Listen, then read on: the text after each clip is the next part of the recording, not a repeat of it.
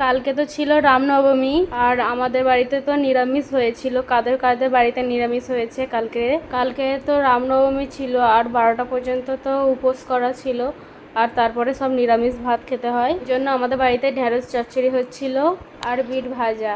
আর এখানে আমরা সব সিদ্ধ খাবো বলে সিদ্ধ ভাতে দিতে যাচ্ছি। ঢেঁড়স আলু গাজর ভাতে দেবো বলে দেখো এই ভাতে দেওয়ার জালটা আমাদের কত সুন্দর ভাতের উপর ফেলে দিলেই হয়ে যাবে সিদ্ধ। কিন্তু দুঃখের কথা ওই জালটা হারিয়ে গেছে, আর পাওয়া যাচ্ছে না। আর আমার তো ঢেঁড়স চচ্চড়ি কমপ্লিট হয়ে গেছে, শুধু শ্বশুররা খাবে বলে, আর বিট ভাজাও হয়ে গেছে। আমি তো তরকারি খাবোই না, কারণ তরকারিতে তেল বেশি দেওয়া। আচ্ছা, তোমাদের কাদের কাদের সরকারি কলগুলোতে জল এসেছে বলো তো?